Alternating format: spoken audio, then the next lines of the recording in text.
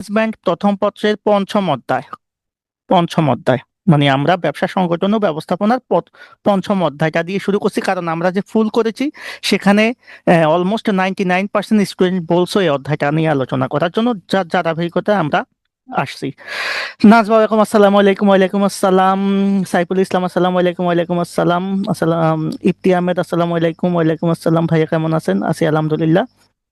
আহ আহ, S K হৃদয়, আরাফাত হৃদয়, আসসালামু আলাইকুম sir. ওয়ালাইকুম আসসালাম। আমাকে ভাইয়া বলতে পারো, সেটা আমার কাছে ভালো লাগবে, সমস্যা না। তো আমরা মূলত আজকে যে বিষয়টা নিয়ে কথা বলবো সেটা হচ্ছে যৌথ মূলধনী কোম্পানির বিজনেস, ব্যবসা বা জয়েন্ট জয়েন্ট স্টক বিজনেস। তো প্রথমে আমরা একটা বিষয় তোমাদের কাছ থেকে জানতে চাই। আসসালামু আলাইকুম। ভালো। হুম। অসংখ্য ধন্যবাদ। প্রথমে আমরা একটা বিষয় তোমাদের কাছে জানতে চাই, আমি এর আগেও বলেছি, দেখো ভাইয়া, আমরা এই অধ্যায় যে করব এখানে অনেক বড় অধ্যায়টা কিন্তু। তো আমি যদি তোমাদেরকে সব কিছু নিয়ে আলোচনা করি তাহলে কিন্তু আমার অনেকগুলো ক্লাস লাগবে। এখন তোমরা কি চাও এটাকে ডিটেলস শিখতে না সংক্ষেপে শিখতে? আমাকে একটু মতামত দাও তো। তোমরা কি একেবারে বেসিক থেকে ডিটেলস পড়াবো তোমাদেরকে, না শুধু গুরুত্বপূর্ণ জিনিসগুলো পড়াবো? আমাকে একটু কাইন্ডলি জানাও সবাই। আমি এই বিষয়টা তোমাদের কাছ থেকে প্রত্যাশা করব, কারণ তোমরা যদি বলো যে ভাইয়া আপনি আমাদেরকে ডিটেলস শেখান, হুম, সেক্ষেত্রে আমি ডিটেলস পড়াবো। আর যদি মনে হয় যে না ভাইয়া আপনি আমাদেরকে শুধু গুরুত্বপূর্ণ অংশটুকু পড়ান, সেক্ষেত্রে আমি গুরুত্বপূর্ণ অংশটুকু পড়াবো। আমি মনে হয় তোমাদেরকে বুঝাতে পেরেছি। তোমরা যদি বুঝে থাকো তাহলে আমাকে অবশ্যই বলবা যে তোমাদেরকে ডিটেলস পড়াবো না সংক্ষেপে পড়াবো। আমি একটু শুনতে চাই তোমাদের কাছে, যারা লাইভে আছো সবার কাছ থেকে শুনতে চাই, অধ্যায়টা কি আমরা ডিটেলস পড়বো নাকি সংক্ষেপে আলোচনা করব? যদি ডিটেলস পড়ি তাহলে আমি ডিটেলসে আলোচনা করব, আর যদি সংক্ষেপে আলোচনা করতে চাও তাহলে সংক্ষেপে করব। ডিটেলস করতে আমাদের এই অধ্যায়টার জন্য অন্তত 3টা ক্লাস লাগবে। ওকে, এই অধ্যায়টা শেষ করতে আমরা 3টা ক্লাস নেব, লিস্ট 3 থেকে 4টা ক্লাস লাগবে, কারণ এটা হচ্ছে ম্যানেজমেন্টের সবচাইতে বড় অধ্যায়, সবচাইতে বড় অধ্যায়। এই একটা অধ্যায় অন্যান্য 4টা অধ্যায়ের সমান। কথা বুঝছো? সো আমরা কি ডিটেলস পড়াবো? বলো তো, যারা আছো লাইভে, আমাকে একটু বলো, আমরা কি ডিটেলস পড়াবো না হচ্ছে আমরা সংক্ষেপে পড়াবো? একটু কমেন্টে জানতে চাই ভাই, একটু কমেন্টে জানাও। আর তোমরা একটু, তোমাদেরকে রিকোয়েস্ট করবো, আমাদের ক্লাসগুলো একেবারেই নতুন, স্টুডেন্ট কম আসতেছে। তো তোমরা একটু কাইন্ডলি যেটা করবা, তোমরা একটু মেনশন করে দিবা তোমাদের বিভিন্ন জায়গায় ক্লাসটাকে একটু শেয়ার করে দিবা কষ্ট করে, তাহলে আমাদের সার্থক হবে। আমরা একজনের কাছ থেকেও এখনো মতামত পাই নাই, আমরা কি ডিটেলস পড়াবো না সংক্ষেপে আলোচনা করবো? একটু মতামত জানতে চাই আমি। শুধু গুরুত্বপূর্ণ গুলা পড়ান স্যার, ডিটেলসে বললে ভালো হয়, গুরুত্বপূর্ণ অংশটুকু পড়ান, ইম্পর্টেন্টটাই ভালো হয়, যেখান থেকে কোশ্চেন হবে। আচ্ছা, দেখলাম যে ম্যাক্সিমাম বলছে শুধু গুরুত্বপূর্ণ অংশগুলা পড়ান। তো যারা ডিটেলস শিখতে চান, 27 স্টুডেন্টদেরকে আমি ডিটেলস পরে পড়াবো। ওকে, আমরা শুধু গুরুত্বপূর্ণ অংশগুলা নিয়ে কথা বলবো আজকে মূলত। তো এটা একটা ব্যাপার। আরেকটা ব্যাপার হচ্ছে আমরা যে এই যে ডিটেলস গুলা নিয়ে কথা বলবো, সেই জিনিসগুলা একটু একটা বিষয় মাথায় রাখবা। সেটা হচ্ছে আমরা এই ডিটেলস গুলা নিয়ে যে কথা বলবো, এই ডিটেলস গুলা কিন্তু আমাদের ভাইয়া শুধু একটা জায়গা না, অনেক জায়গায় কাজে লাগবে। কথা বুঝছো? সো আমরা প্রথমে যে বিষয়টা শিখবো সেটা হচ্ছে যৌথ মূলধনী কোম্পানি কি। খেয়াল করো, আমরা এর আগে কিন্তু এক মালিকানা, এই এই অধ্যায়টা শেখানোর আগে আমরা এক মালিকানা এবং অংশীদারি ব্যবসায় পড়ে এসেছি। আমরা ধরে নিব সেটা, যদিও আমি তোমাদেরকে পড়াই নাই। তো অংশীদারি, তো এক মালিকানা ব্যবসায় কি ছিল? মালিক একজন ব্যক্তি। আর অংশীদারিতে কি ছিল? 2 বা ততোধিক ব্যক্তি, অর্থাৎ সাধারণ অংশীদারির ক্ষেত্রে 2 থেকে 20 জন, ব্যাংকিং এর ক্ষেত্রে হতো 2 থেকে 10 জন, আর সীমিত অংশীদারি হলে 3 থেকে 20 জন। এই এরকম সদস্য পারস্পরিক সমঝোতার ভিত্তিতে যে ব্যবসাটা করতো সেটা হচ্ছে অংশীদারি ব্যবসা, যেখানে মূল ভিত্তি ছিল চুক্তি। কিন্তু আমরা এখন যেটা বলবো যৌথ মূলধনী ব্যবসায় বা সংগঠন অথবা কোম্পানি, আমরা যে নামেই ডাকি না কেন, এটা হচ্ছে কতিপয় ব্যক্তি স্বেচ্ছায়, মানে কিছু ব্যক্তি, কতিপয় ব্যক্তি স্বেচ্ছায়, স্বেচ্ছায় মানে তারা নিজেরা ইচ্ছাকৃতভাবে, হ্যাঁ, আমি আবারও বলি, কতিপয় ব্যক্তি স্বেচ্ছায় যৌথভাবে শেয়ার ক্রয়ের মাধ্যমে, তারা কি করে? যৌথভাবে শেয়ার ক্রয় করে।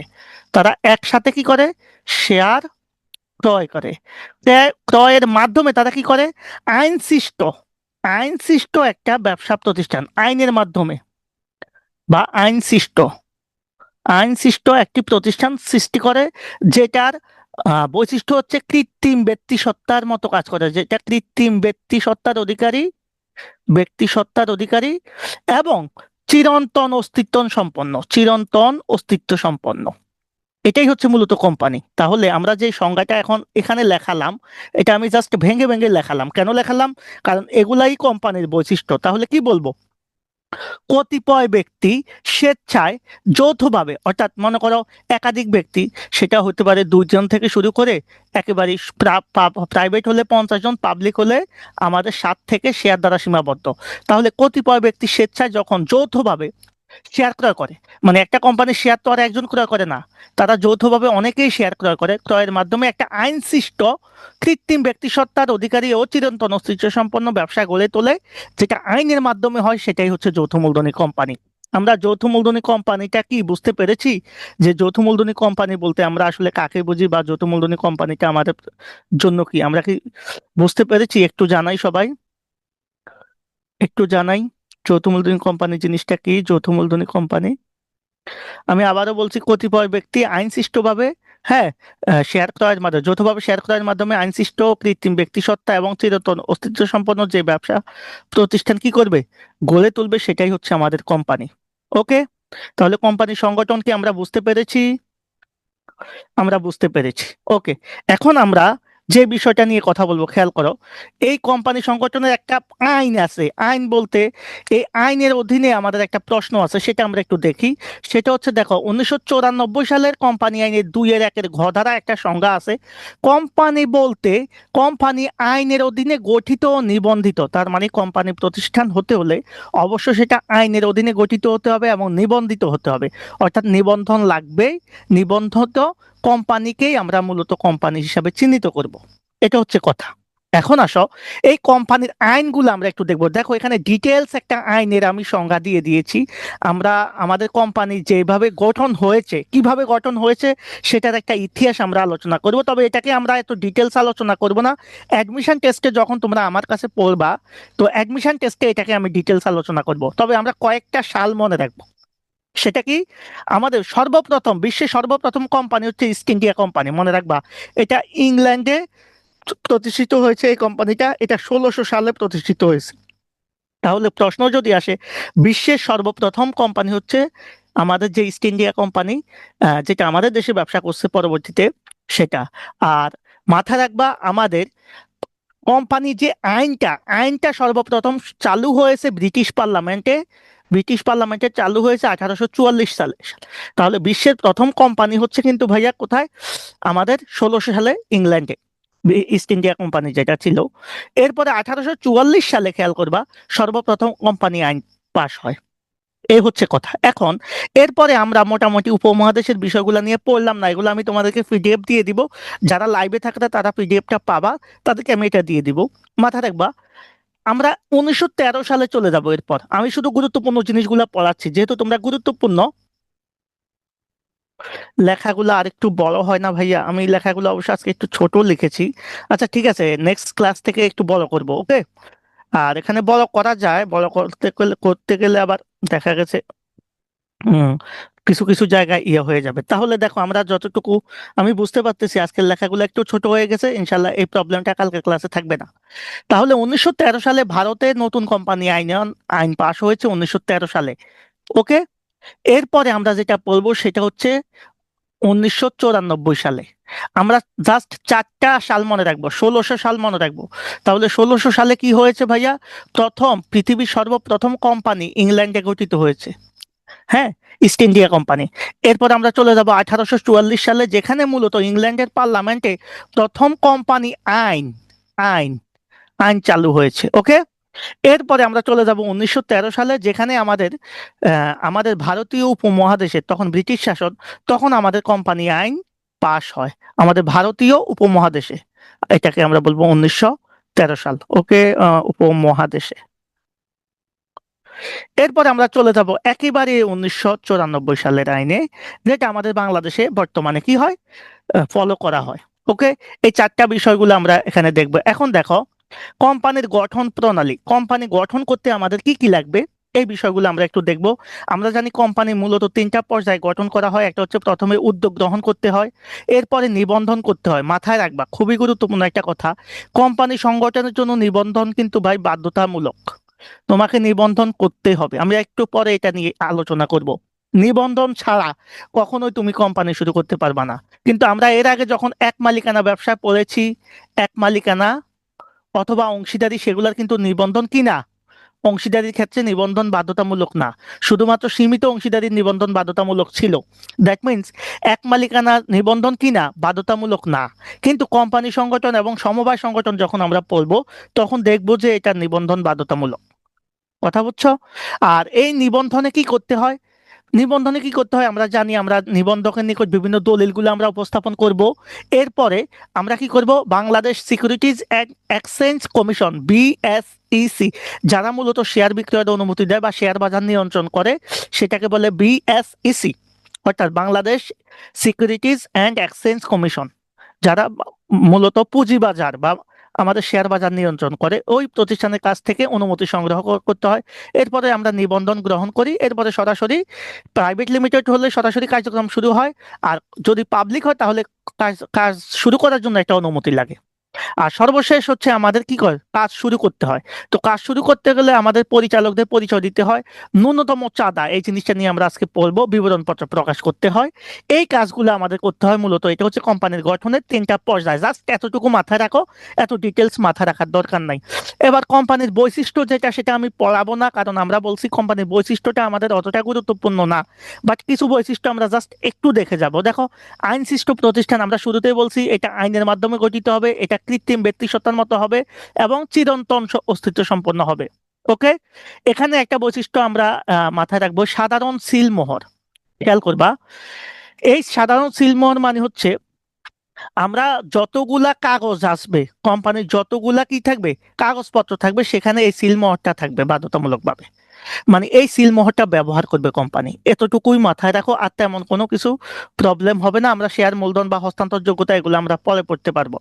এবার আসো অন্যান্য তথ্যাবলীর মধ্যে আমরা কিছু জিনিস আছে, এগুলো আমাদের অ্যাডমিশন টেস্টের জন্য গুরুত্বপূর্ণ, এটা আমাদের এত গুরুত্বপূর্ণ না। কোম্পানির সংগঠনের সুবিধা কি, সুবিধার মধ্যে আমরা শুরুতে বলতে পারবো, খেয়াল করো, অধিক মূলধন। কারণ একটা কোম্পানি যখন তুমি শুরু করবে ভাইয়া, ওই কোম্পানি শুরু করার পর যেটা তোমার সবচাইতে বেশি পজিটিভ সাইন, তুমি কিন্তু প্রচুর পরিমাণে বড় অঙ্কের মূলধন সংগ্রহ করতে পারবা, বড় অঙ্কের মূলধন, বড় অঙ্কের মূলধন সংগ্রহ করতে পারবা। কারণ তুমি যত শেয়ার বিক্রি করবা, তত বেশি মূলধন আসবে।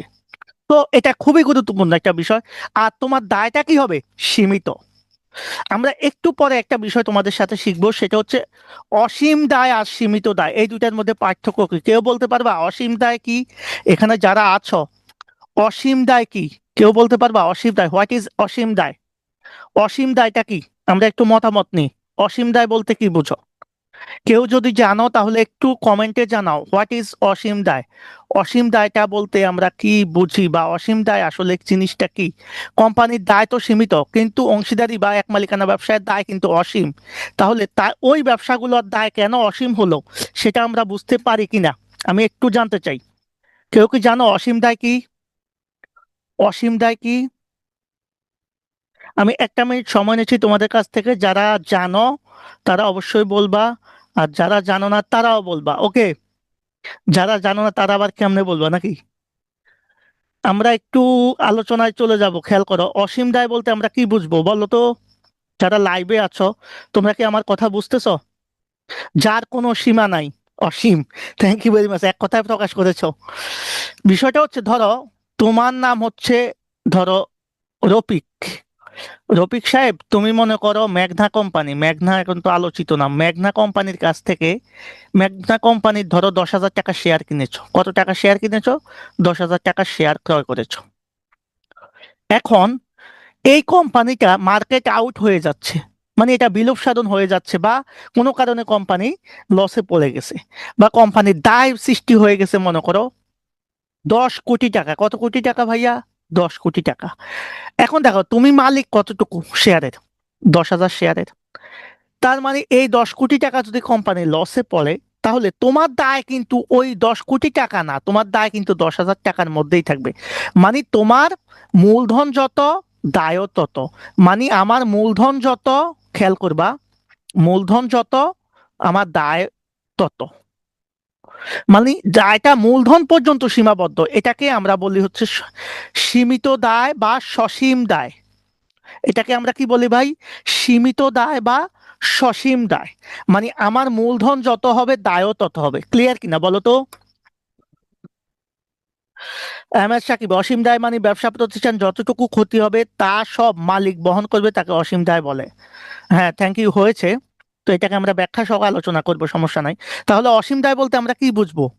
যে আমার মূলধন যত, আমার মূলধন হচ্ছে ধরো 10,000 টাকা, তাহলে আমার দায় 10,000 টাকা পর্যন্ত সীমাবদ্ধ। এটাকে আমরা বলি সসীম দায় বা সীমিত দায়। আর অসীম দায় বলতে আমরা বুঝবো, ধরো তোমার মূলধন 10,000 টাকা ছিল, কিন্তু কোম্পানির যে মনে করো 10 কোটি টাকা ক্ষতি হয়েছে, সেটার ভাগে তোমার যত আসবে, ধরো তোমার যদি ধরো 5 লাখ টাকা তোমার ভাগে পড়ে, সেটাই তোমাকে বহন করতে হবে। এটাই হচ্ছে অসীম দায়। মানে অসীম দায় মানে হচ্ছে আমার দায়টা মূলধনের বাইরে গিয়েও কি হবে, পরিশোধ করা লাগবে। আর সসীম দায় মানে হচ্ছে আমার মূলধন যত, দায় তত হবে। তো কোম্পানির একটা সুবিধা হচ্ছে সেখানে সসীম দায় থাকে, আমরা বুঝতে পেরেছি। আর এটা একটা স্বাধীন সত্তা থাকবে, চিরন্তন অস্তিত্ব। তো আমরা এই বিষয়গুলো পারবো।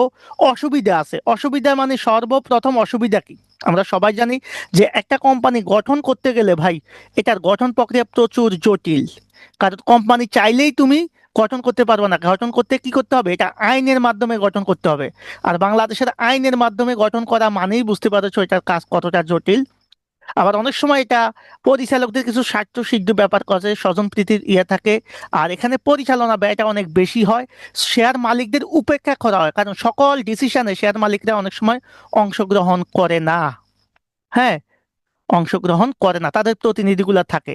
সো এটা একটা বিষয়। আর আইনের কড়াকড়ি বা অনেক সময় এটার গোপনীয়তা প্রকাশ হতে পারে, কারণ যেহেতু আমাদের প্রচুর পরিমাণ বৃহৎ আকার প্রতিষ্ঠান। সো এটার একটা অসুবিধা আছে। তো অসুবিধা সুবিধাগুলো আমরা একবার বলে নিলেই পারবো। আমরা এখন বলবো কোম্পানির প্রবর্তক বা প্রমোটার বলা হয়, এদেরকে বলা হয় প্রমোটার। প্রবর্তক মানে হচ্ছে প্রমোটার। প্রমোটার, এই প্রমোটর কারা? মাথায় রাখবা, যারা কোম্পানি গঠনের পরিকল্পনা করে। মানে কোম্পানিটা যারা গঠন করবে সেই পরিকল্পনা নেয়। অর্থাৎ কোম্পানি গঠনের যারা উদ্যোগ নেয়, উদ্যোগ উদ্যোগ গ্রহণ করে বা পরিকল্পনা করে, এই পরিকল্পনাকারীদেরকেই বলা হয় কোম্পানির প্রবর্তক। আমরা কি, আমার কথা কি তোমরা বুঝতেছো? একটু বলবা তো। তাহলে কোম্পানির প্রবর্তক কারা? কোম্পানি গঠনের যারা উদ্যোগ গ্রহণ করে বা যারা কি করে, পরিকল্পনা করে। অর্থাৎ কোম্পানি প্রাথমিকভাবে যারা পরিকল্পনা করে এবং উদ্যোগ গ্রহণ করে, তারাই হচ্ছে কোম্পানির প্রবর্তক বা প্রমোটার। এখন এই প্রবর্তক সাধারণত আমরা কি করে, এই প্রবর্তকরা মাথায় রাখবে, একটা শেয়ার ক্রয় করে, তাদেরকে বলা হয় প্রাথমিক শেয়ার, যেটাকে আমরা সহজ ভাষায় বলি আইপিও। আইপিও হচ্ছে ইনিশিয়াল পাবলিক অফারিং। এটা নিয়ে আমরা পড়বো পরে, ওকে। সো এটা হচ্ছে প্রবর্তক কারা? অর্থাৎ কোম্পানির সরাসরি যারা গঠন করার জন্য উদ্যোগ নেয় বা পরিকল্পনা করে, এরা। ওকে, এখন দেখো, আর এরাই মূলত কোম্পানির জন্মদাতা। এদেরকেই বলা হয় কোম্পানির কি, জন্মদাতা বা পিতা। ওকে, কারণ এরাই কোম্পানি গঠনের উদ্যোগ নেয়। আর প্রবর্তক সাধারণত 3 ধরনের কাজ করে। এরা ব্যবসায় সংগঠন করে, ব্যবসায় ব্যবস্থাপনায় অংশগ্রহণ করে এবং ব্যবসায় ঝুঁকিটা নেয়, যেহেতু তারা শুরু করে। তাহলে আমাদের এমসিকিউতে মাঝে মধ্যে আসে, প্রবর্তক কয় ধরনের ঝুঁকি গ্রহণ করে? তাহলে 3 ধরনের। এরা 3 ধরনের কাজ করে। একটা হচ্ছে ব্যবসা সংগঠন করে, এরপরে হচ্ছে আমাদের ব্যবস্থাপনায় অংশগ্রহণ করে এবং ঝুঁকি গ্রহণ করে। এখন আসো, প্রবর্তকদের প্রকারভেদটা আমরা একটু দেখবো, খুবই গুরুত্বপূর্ণ আমাদের এই জিনিসটা। যদিও এখান থেকে আমাদের ওই পরিমাণ প্রশ্ন আসবে না, বাট আমি একটু আলোচনা করে দিচ্ছি তোমাদের সুবিধার্থে। দেখো, আমরা প্রবর্তককে বলবো, একটা হচ্ছে সাধারণ প্রবর্তক, অর্থাৎ কোম্পানির যারা মালিক, হ্যাঁ, এখন যারা কোম্পানির মেইন মালিক, তারাই যদি কোম্পানির পরিচালনা করে, সেটা হচ্ছে সাধারণ প্রবর্তক। মানে এরা কোম্পানির কি হবে, কোম্পানি প্রবর্তনও করবে এবং কোম্পানি পরিচালনাও করবে। তাহলে মালিক নিজেরাই কোম্পানি কি করবে, প্রবর্তন করবে এবং যারা পরিচালনা করবে, এটা হচ্ছে সাধারণ প্রবর্তক। কথা বুঝছো? এখন সাময়িক প্রবর্তক কারা? কিছু প্রবর্তক আছে কি করে, মনে করো আমি, ধরো আমি সাদাত মিয়া, আহ, আমি মনে করো ঝুমু, তারপরে হচ্ছে মনে করো রিপন, এই 3 জন, আরো অনেক আছে। আমরা কোম্পানি গঠনের উদ্যোগ গ্রহণ করেছি। উদ্যোগ গ্রহণ করে, হ্যাঁ, আমরা এটাকে কোম্পানি কাজ শুরু করে দিয়েছি, পরিকল্পনাও করেছি। করার পরে আমরা কি করছি, আমরা এটার দায়িত্বটা আমরা পরিচালকদের দিয়ে আমরা চলে গেছি। এদেরকে বলা হয় সাময়িক প্রবর্তক। তাহলে সাময়িক প্রবর্তক বা অকেশনাল প্রমোটার কারা? যারা কোম্পানির প্রতিষ্ঠা করে পরিচালকের নিকট তার ক্ষমতা হস্তান্তর করে। কিন্তু এরা আর পরিচালনা করে না, এরাই হচ্ছে কি বলো, সাময়িক প্রবর্তক। তাহলে সাধারণ প্রবর্তক কি করবে? কোম্পানি গঠন করবে প্লাস পরিচালনাও করবে। কথা বুঝছো কিনা? আর এরা কি করবে? গঠন করবে কিন্তু পরিচালনা করবে না। আর পেশাদারি প্রবর্তক মানে হচ্ছে চুক্তির মাধ্যমে যদি অন্য কোনো প্রতিষ্ঠান কোম্পানি বানাই দেয় আমাকে, আমি পারতেছি না, আমাকে অন্য কোনো প্রতিষ্ঠান আমার কোম্পানিটা বানিয়ে দিল, সেটা হচ্ছে পেশাদারি প্রবর্তক। যেমন বাংলাদেশে বিআইডিসি, ম্যানেজিং এজেন্ট, এগুলো হচ্ছে আমাদের পেশাদারি প্রবর্তক। এমসিকিউ আসে এখান থেকে। এবার আমরা সবচাইতে গুরুত্বপূর্ণ আজকের আলোচনায় চলে যাব। এটাই আজকের আমাদের লাস্ট আলোচনা। এই আলোচনাটা আমাদের জন্য খুবই খুবই গুরুত্বপূর্ণ।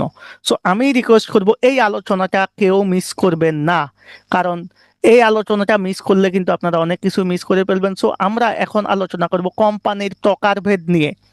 কোম্পানির সবচাইতে গুরুত্বপূর্ণ বিষয় সেটা হচ্ছে কোম্পানির প্রকারভেদ। তো কোম্পানির প্রকারভেদ গুলাকে আমরা একটু কয় ভাগে ভাগ করেছি দেখো।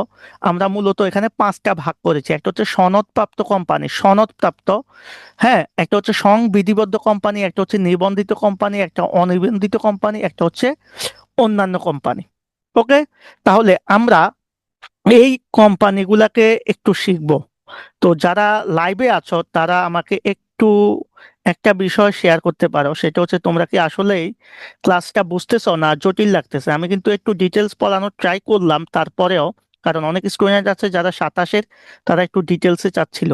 তারপরেও আমি একটা বিষয় তোমাদেরকে বলি, সেটা হচ্ছে তোমাদের এত ঘাবড়ানোর কিছু নাই।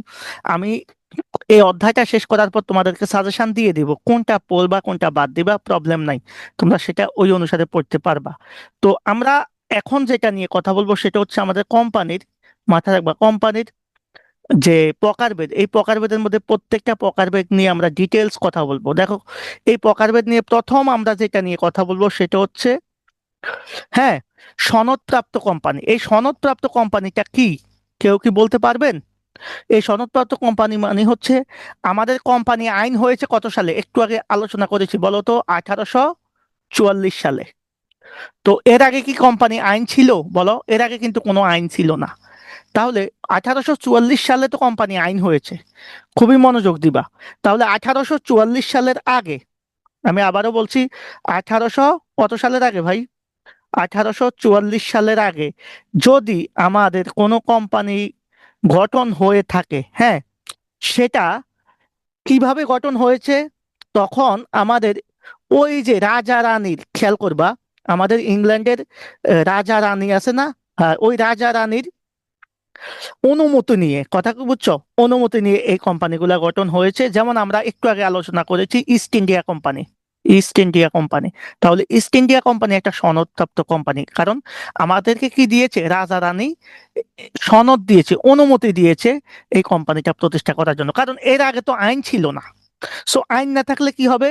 আইন না থাকলে কি হবে? আইন না থাকলে সাধারণত যেটা হয় আর কি, যে আমাদের রাজা রানী, তার কাছ থেকে আমরা পারমিশন নিয়ে আমরা কোম্পানিটা প্রতিষ্ঠা করেছি। বুঝতে পেরেছো সনদপ্রাপ্ত কোম্পানিটা কি? ক্লিয়ার? আমরা বুঝতে পেরেছি সনদপ্রাপ্ত কোম্পানি জিনিসটা কি। তার মানে এটা প্রতিষ্ঠিত হয়েছে সেই কোম্পানিগুলো যেগুলো হচ্ছে, মনে করো, হাডসন বে কোম্পানি, ইস্ট ইন্ডিয়া কোম্পানি, যেগুলো 1844 সালের পূর্বে হয়েছে। আর সংবিধিবদ্ধ কোম্পানি মানে কি ভাইয়া? সংবিধিবদ্ধ কোম্পানি মানে হচ্ছে আমরা যেই দেশের কোম্পানি, ওই দেশের আইন অনুসারে এই কোম্পানিগুলো হয়েছে। কথা কি বুঝছো? ওই দেশের বিশেষ আইনের মাধ্যমে এই কোম্পানিগুলো গঠিত হয়েছে, এগুলাকে আমরা বলি হচ্ছে সাধারণত সংবিধিবদ্ধ কোম্পানি। সো আমরা দুইটা বিষয় এখানে দেখলাম, একটা হচ্ছে সনদপ্রাপ্ত কোম্পানি আর একটা হচ্ছে সংবিধিবদ্ধ কোম্পানি। এখন ভাই এখানে এত বেশি জটিলতা নাই। সংবিধিবদ্ধ কোম্পানি আমরা জানি সাধারণত আমাদের কি হয়, ওই যে আইনের মাধ্যমে বা রাষ্ট্রপতির আদেশের মাধ্যমে এগুলা হয়। তাহলে কি হয়? এটা হয় আইনের মাধ্যমে, দেশের প্রচলিত আইনের মাধ্যমে, অথবা আমাদের যে রাষ্ট্রপতি আছে, রাষ্ট্রপতির আদেশের মাধ্যমে এই জিনিসগুলো হয়। আর নিবন্ধিত কোম্পানি তো আমরা বুঝি, যেটা আমরা বিদ্যমান আইন দ্বারা নিবন্ধন করা হয় যে কোম্পানিগুলা, সেগুলা অনিবন্ধিত কোম্পানি। আমরা জানি অনিবন্ধিত কোম্পানি আসলে বাংলাদেশে তেমন নাই, যেগুলা নিবন্ধন ছাড়া হয়। আর অন্যান্য কোম্পানিগুলোর মধ্যে আমরা ভাগ করব।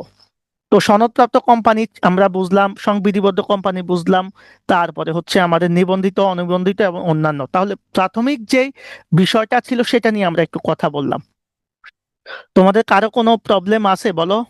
এতটুকুতে কারো কোনো প্রবলেম আছে? লাইভে স্টুডেন্ট কমে গিয়েছে, খুবই হতাশ আমি। Thank you very much. তাহলে আমরা সনদপ্রাপ্ত কোম্পানি হচ্ছে মাথায় রাখবো 1844 সালের পূর্বে হয়েছে, সংবিধিবদ্ধ মানে হচ্ছে আমাদের কোনো দেশের রাষ্ট্রীয় আইন অথবা ওই দেশের রাষ্ট্রপতির আদেশের মাধ্যমে যে কোম্পানিগুলা হয়েছে সেগুলা নিবন্ধিত কোম্পানি হচ্ছে বিদ্যমান আইনের মাধ্যমে যে কোম্পানিগুলো পরিচালিত হচ্ছে বা নিবন্ধন করে, সেটা অনিবন্ধিত কোম্পানি, এগুলো বাংলাদেশে নাই, অন্যান্য কোম্পানি। এখন এই যে নিবন্ধিত কোম্পানিগুলো নিয়ে আমরা আজকে কাজ করব। তো নিবন্ধিত কোম্পানি আবার দুই প্রকার, একটা হচ্ছে সসীম দায় সম্পন্ন কোম্পানি, আরেকটা হচ্ছে ভাইয়া অসীম দায় সম্পন্ন কোম্পানি। তাহলে সসীম দায় সম্পন্ন কোম্পানি আর অসীম দায় সম্পন্ন কোম্পানি, অসীম দায় একটু আগে আমরা আলোচনা করেছি, মাথায় রাখো এই অসীম দায় সম্পন্ন কোম্পানিও বাংলাদেশে নাই। তাহলে বাংলাদেশের যে কোম্পানিটা, সেটা কি? সসীম দায় সম্পন্ন কোম্পানি, বাংলাদেশে এই কোম্পানিগুলো আছে। এখন এর মধ্যে একটা আছে প্রতিশ্রুতি মূল্য দ্বারা কোম্পানি, এটা আবার বাংলাদেশে নাই, বাংলাদেশের শেয়ার মূল্য দ্বারা সীমাবদ্ধতা যেটা দায় সেই কোম্পানিটা। এই শেয়ার মূল্য দ্বারা সীমাবদ্ধ কোম্পানি আবার দুই প্রকার, একটা হচ্ছে প্রাইভেট লিমিটেড কোম্পানি, আরেকটা হচ্ছে পাবলিক লিমিটেড কোম্পানি। এই দুটার মধ্যে পার্থক্য ভেরি ভেরি ইম্পর্টেন্ট, আমাদের পরীক্ষায় আসবে, এটা আমরা পড়বো। ওকে, নিবন্ধিত কোম্পানি মানে হচ্ছে, আমি আবারও বলছি, খেয়াল করো, দেশের বিদ্যমান আইনের মাধ্যমে যেগুলা নিবন্ধন হয়েছে। কথা কি বুঝছো? সংবিধিবদ্ধ কোম্পানিগুলা কিন্তু নিবন্ধন হয় নাই, এগুলা আমাদের রাষ্ট্রপতির আইনের আদেশের মাধ্যমে হয়েছে। আর নিবন্ধিত কোম্পানিগুলা কার মাধ্যমে হয়েছে ভাই? নিবন্ধিত কোম্পানিগুলো আমাদের দেশের বিদ্যমান আইনের মাধ্যমে নিবন্ধিত হয়েছে। ওকে, অর্থাৎ যে সকল কোম্পানি দেশের আইন দ্বারা নিবন্ধিত এবং পরিচালিত সেগুলাই হচ্ছে মূলত নিবন্ধিত কোম্পানি, যেমন বাংলাদেশে যে কোম্পানিগুলো আছে। তো এই নিবন্ধিত কোম্পানি আবার দুই প্রকার, একটা হচ্ছে সসীম দায়, আরেকটা হচ্ছে অসীম দায়। অসীম দায় মানে হচ্ছে মূলধনের বাইরেও যেটা দায়বদ্ধতা, এরকম কোম্পানি বাংলাদেশে নাই। বাংলাদেশে আছে মূলত সসীম দায় সম্পন্ন কোম্পানি। এর মধ্যে প্রতিশ্রুতি মূল্য দ্বারা, মানে প্রতিশ্রুতি মূল্য বলতে আমরা কি বুঝি খেয়াল করো, অর্থাৎ শেয়ারের যতটুকু মূল্য, ধরো একটা শেয়ারের দাম ধরো 100 টাকা, খেয়াল করবা শেয়ারের দাম কত টাকা ভাইয়া? 100 টাকা। বুঝতে পেরেছো?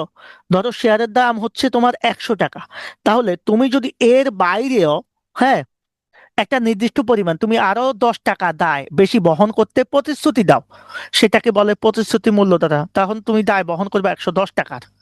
এই যে 10 টাকার জন্য প্রতিশ্রুতি দিয়েছো, সেজন্য প্রতিশ্রুতি, এটাও আমাদের বাংলাদেশে নাই। তাহলে বাংলাদেশে আছে মূলত শেয়ারের মূল্য দ্বারা সীমাবদ্ধ, অর্থাৎ তুমি যত শেয়ার কিনেছো, আমি প্রথমে বলেছি তুমি 10,000 টাকার শেয়ার কিনেছো, তোমার দায়টা 10,000 টাকার শেয়ার পর্যন্ত সীমাবদ্ধ থাকবে। বুঝতে পেরেছো? তাহলে প্রতিশ্রুতি মূল্য দ্বারা, বুঝছো তো, যেটা আসলে আমরা প্রতিশ্রুতি দিয়েছি আমার শেয়ারের মূল্যের বাইরেও কিছু দায় আমি পরিশোধ করব। সো এই জাতীয় কোম্পানি আমাদের দেশে নাই। এবার শেয়ার মূল্য দ্বারা প্রতিষ্ঠিত কোম্পানি কয়টা? দুইটা, একটা হচ্ছে প্রাইভেট লিমিটেড কোম্পানি, একটা হচ্ছে পাবলিক লিমিটেড কোম্পানি। আর পাবলিক লিমিটেড কোম্পানিকে আমরা আবার দুই ভাগে ভাগ করবো, একটা হচ্ছে মালিকানার ভিত্তিতে, আর একটা হচ্ছে নিয়ন্ত্রণের ভিত্তিতে। মালিকানার ভিত্তিতে হচ্ছে সরকারি আর বেসরকারি, নিয়ন্ত্রণের ভিত্তিতে হচ্ছে হোল্ডিং এবং সাবসিডারি। এ হচ্ছে আমাদের কোম্পানি সংগঠনের টোটাল শ্রেণীবিন্যাস। এখন আমরা একটা একটা জিনিস করে পড়বো, যে এই শ্রেণীবিন্যাস যে আমরা পড়তেছি, এই প্রত্যেকটা জিনিস কি আমরা চিনি কিনা। তো আমি আগেও বলেছি, এখনো বলবো, যে আমরা প্রত্যেকটা জিনিসকে একটু চেনার ট্রাই করি, নতুন করে আমরা একটু চেনার ট্রাই করি। দেখো, যদি চেনার ট্রাই করি, আমরা প্রথমে কি আলোচনা করব? সনদপ্রাপ্ত কোম্পানি আমরা বলেছি এটা 1844 সালের পূর্বে হয়েছে। কার মাধ্যমে? ব্রিটিশ রাজা রানীর অনুমতির মাধ্যমে। সংবিধিবদ্ধ কোম্পানি কোনটা? যেটা আমাদের রাষ্ট্রপতির আদেশে হয়। হ্যাঁ, রাষ্ট্রপতি, ওকে, রাষ্ট্রপতি লিখলাম। এরপরে আমাদের নিবন্ধিত কোম্পানি, যেগুলা আইনের মাধ্যমে, দেশের আইনের মাধ্যমে নিবন্ধিত হবে, আইনের মাধ্যমে নিবন্ধন করে। অনিবন্ধিত কোম্পানি যেটা নিবন্ধন ছাড়া হয়, এটা বাংলাদেশে নাই, অন্যান্য কোম্পানি নিয়ে আমরা পরে আলোচনা করব। এখন দেখো, সসীম দায় সম্পন্ন কোম্পানি কি? নিবন্ধিত কোম্পানিকে আমরা দুই ভাগ করেছি, একটা সসীম দায়, একটা অসীম দায়। সসীম দায় সম্পন্ন কোম্পানি হচ্ছে, অসীম দায় সম্পন্ন কোম্পানি হচ্ছে আমাদের মূলধনের বাইরেও দায় বটাবে, এই জাতীয় কোম্পানি বাংলাদেশে নাই। আর সসীম দায় সম্পন্ন কোম্পানি মানে হচ্ছে আমার মূলধন যত, দায় তত। তবে এর মধ্যে দুইটা আছে, একটা হচ্ছে প্রতিশ্রুতি মূল্য দ্বারা, আর একটা হচ্ছে শেয়ার মূল্য দ্বারা। প্রতিশ্রুতি মূল্য দ্বারা কোম্পানিও আমাদের দেশে নাই। তাহলে আমাদের দেশে নাই কি কি দেখছো? প্রতিশ্রুতি মূল্য দ্বারা নাই, অসীম দায় নাই, অনবন্ধিত কোম্পানি, এই তিনটা জিনিস নাই। প্রতিশ্রুতি মূল্য দ্বারা মানে হচ্ছে তোমার শেয়ারের দাম ধরো 100 টাকা, তুমি আরো 10 টাকা পর্যন্ত দায় বহন করার জন্য প্রতিশ্রুতি দিয়েছো, এটাকে বলে প্রতিশ্রুতি দ্বারা। আর শেয়ার মূল্য দ্বারা মানে আমার শেয়ারের দাম যত 100 টাকা, আমি 100 টাকা পর্যন্ত দায় বহন করব। আর শেয়ার মূল্য দ্বারা দায় দুই প্রকার, একটা কোম্পানি দুই প্রকার, একটা হচ্ছে প্রাইভেট আর একটা হচ্ছে পাবলিক। পাবলিক লিমিটেড কোম্পানিকে আমরা দুই ভাগে ভাগ করবো, একটা মালিকানার ভিত্তিতে, একটা নিয়ন্ত্রণের ভিত্তিতে। মালিকানা মানে হচ্ছে একটা সরকারি আর একটা বেসরকারি, আর নিয়ন্ত্রণের ভিত্তিতে হচ্ছে একটা হোল্ডিং, একটা সাবসিডারি। এখন আসো, আমরা এই যে private limited company, public limited company নিয়ে আমরা কথা বলবো, আর আমরা এই দুইটা জিনিস নিয়ে কথা বলবো। তো প্রথমে যদি আমি তোমাদের সাথে আলোচনা করি, সেটা হচ্ছে, খেয়াল করো, খুবই গুরুত্বপূর্ণ কথা, প্রাইভেট লিমিটেড কোম্পানি জিনিসটা কি? প্রাইভেট লিমিটেড কোম্পানি জিনিসটা কি ভাইয়া? যে কোম্পানির শেয়ার দ্বারা, হুম, যে কোম্পানির সদস্য সংখ্যা, খেয়াল করবা, সর্বনিম্ন 2 জন, সর্বোচ্চ কতজন? 50 জনের মধ্যে সীমাবদ্ধ থাকে। ওকে, সর্বোচ্চ কয়জনের মধ্যে সীমাবদ্ধ থাকে? 50 জনের মধ্যে থেকে। এরা এই সদস্যর বাহিরে জনগণের কাছে শেয়ার বিক্রি করতে পারে না, মানে বাহিরে শেয়ার বিক্রয় করতে পারে না। তাহলে আমরা আবারও একটা বিষয় তোমাদের সাথে শেয়ার করি। তাহলে আমাদের প্রাইভেট লিমিটেড কোম্পানি কি? যে কোম্পানির সদস্য সংখ্যা 2 জন, সর্বনিম্ন 2 জন, সর্বোচ্চ কতজন? 50 জন। এদের শেয়ার বাইরে বিক্রি করতে পারে না। কথা কি বুঝছো? আর এরা শেয়ার অবাধে একজনের শেয়ার আরেকজনের কাছে হস্তান্তর করতে পারে না। হস্তান্তর মানে মালিকানা পরিবর্তনও করতে পারে না। ওকে, এই জাতীয় কোম্পানিকে আমরা প্রাইভেট লিমিটেড কোম্পানি বলি। তাহলে প্রাইভেট লিমিটেড কোম্পানি জিনিসটা কি আমরা বুঝতে পেরেছি? প্রাইভেট লিমিটেড কোম্পানি এটা আমরা আমাদের জানার কথা অলরেডি। যারা এর আগে ক্লাস করো নাই তারাও কিন্তু জানো। সবাই বুঝছো কিনা প্রাইভেট লিমিটেড কোম্পানি জিনিসটা কি? প্রাইভেট লিমিটেড কোম্পানি মানে হচ্ছে যে কোম্পানির সদস্য সংখ্যা সর্বনিম্ন 2 জন, সর্বোচ্চ 50 জন, যারা শেয়ার এই সদস্যদের বাইরে কখনোই বাইরে বিক্রি করতে পারে না, যাদের শেয়ার, আর যাদের শেয়ার অবাধে হস্তান্তর করা যায় না, সে সকল কোম্পানিকে আমরা প্রাইভেট লিমিটেড কোম্পানি বলবো। আর পাবলিক লিমিটেড কোম্পানি মানে কি? যে কোম্পানির সদস্য সংখ্যা সর্বনিম্ন 7 জন, সর্বোচ্চ শেয়ার দ্বারা সীমাবদ্ধ, মানে সদস্য সংখ্যা কত হবে সেটা নির্দিষ্ট না। ওকে, শেয়ার দ্বারা, শেয়ার দ্বারা সীমাবদ্ধ, সর্বোচ্চ সীমাবদ্ধ। ওকে, আর এই কোম্পানির শেয়ার আমরা অবাধে কি করতে পারবো? হস্তান্তর করতে পারবো, এবং এই কোম্পানির শেয়ার আমরা বাইরে বিক্রি করতে পারবো। এই জাতীয় কোম্পানিগুলোকে আমরা পাবলিক লিমিটেড কোম্পানি বলি। সবাই বলো তো, এটা বুঝছো কিনা তোমরা? একটু জানাও তো।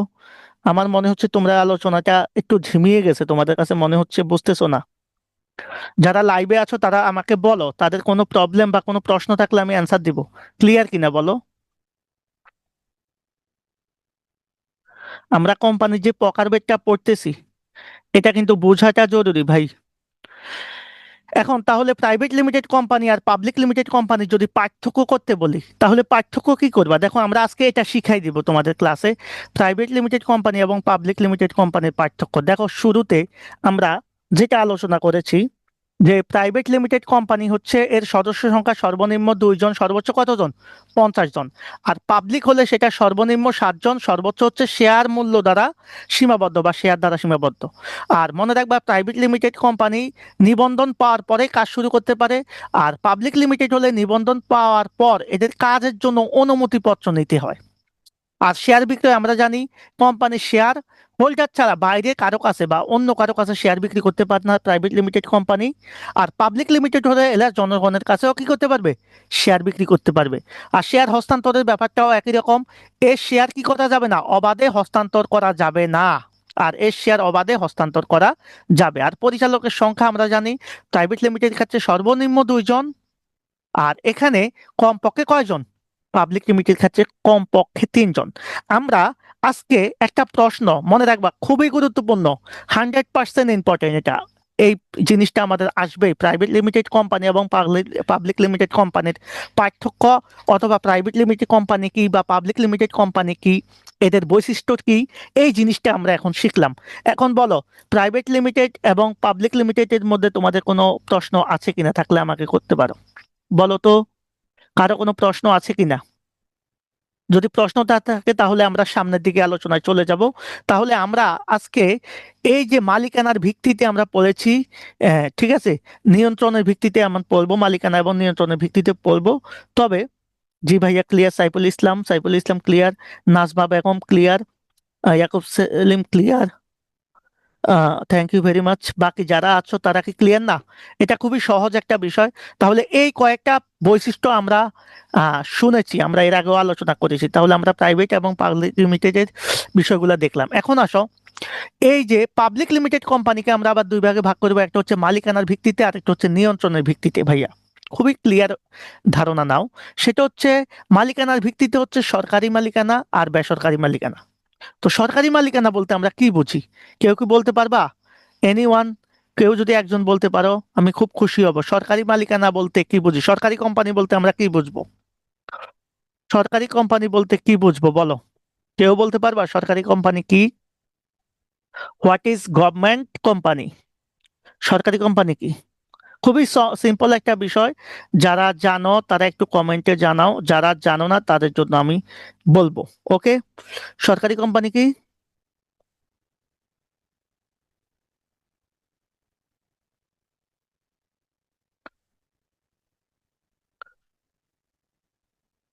কেউ কি জানো সরকারি কোম্পানি কি? আমরা ক্লাসটা শেষ করে দিব, বেশি আলোচনা করব না আর। Clear, thank you very much. S K Yasin Arafat Hridoy, অসংখ্য ধন্যবাদ। যারা লাইভে আছো তাদেরকে কষ্ট করে থাকার জন্য ধন্যবাদ। মনে রাখবা, যে কোম্পানির মালিকানা কমপক্ষে 51% সরকারের মালিকানা থাকে। ধরো আমরা যদি পুরা কোম্পানির মালিকানাকে 100% হিসেব করি, তাহলে অর্ধেক করলে হয় কত? 50%। তাহলে যদি 50%-এর বেশি শেয়ার সরকারের কিনা থাকে, সেটা সরকারি কোম্পানি। আর 50%-এর যদি বেশি শেয়ার বেসরকারি মালিকানা থাকে, সেটা বেসরকারি কোম্পানি। কথা বুঝছো কিনা? তাহলে যে শেয়ারের মালিক সরকারি মালিকানায় ও পরিচালিত ও নিয়ন্ত্রণে কোম্পানিকে সরকারি কোম্পানি বলে। হ্যাঁ, সংজ্ঞা ঠিক আছে Tanjina Ferdous, thank you very much. But এটার বৈশিষ্ট্য জিনিসটা কি? আমার এই মালিকানাটা, আমার কোম্পানির যে মালিকানা, মালিকানার কমপক্ষে কত পার্সেন্ট? 51% থাকবে সরকারের। মালিকানা কত পার্সেন্ট? 51% সরকারের থাকবে। মানে কমপক্ষে 51%, মানে 50%-এর বেশি শেয়ার সরকারের থাকবে, সেটা সরকারি কোম্পানি। আর এটা সরকার নিয়ন্ত্রণ করবে, পরিচালনা করবে, সবই ঠিক আছে। থ্যাংক ইউ ভেরি মাচ মন্তব্য দেওয়ার জন্য, অসংখ্য ধন্যবাদ। হুম। মন্তব্যটা আমি পাচ্ছি না কেন আবার? তুমি সংজ্ঞাটা লিখেছো যেটা, সেটা ঠিক আছে। আর বেসরকারি কোম্পানি মানে হচ্ছে যেটার মালিকানায় ওই যে 50%-এর বেশি, অ্যাটলিস্ট 51% বেসরকারি মালিকানায় থাকবে, সেটা বেসরকারি কোম্পানি। হোল্ডিং কোম্পানি একই রকম, সাবসিডি কোম্পানি একই রকম। ধরো, খেয়াল করো, ধরো বাটা কোম্পানি, বাটা কোম্পানি, হ্যাঁ। আর মনে করো আমার শাহাদাত কোম্পানি, যদি কোনো কালে আল্লাহ দেয় আর কি, কথা বুঝছো? বাটা কোম্পানি কি করলো? বাটা কোম্পানি আমার শাহাদাত মিয়ার কোম্পানির 51% শেয়ার ক্রয় করে ফেললো। কমপক্ষে কত পার্সেন্ট? 51% শেয়ার ক্রয় করে ফেললো। তাহলে বাটা কোম্পানি যে আমার কোম্পানির 51%-এর বেশি শেয়ার ক্রয় করে গেল, তাহলে এখানে এই আমার কোম্পানির দায়িত্ব বেশি কে নিয়ে গেল? বাটা কোম্পানি নিয়ে নিল। এখানে বাটা কোম্পানি আমাকে নিয়ন্ত্রণ করবে, সেজন্য এই বাটা কোম্পানি হয়ে যাবে হোল্ডিং কোম্পানি। বুঝো বিষয়টা? মানে আমার একটা কোম্পানি আছে, ওই কোম্পানির 51% শেয়ার কে নিয়ে নিচ্ছে? বাটা কোম্পানি নিয়ে নিচ্ছে।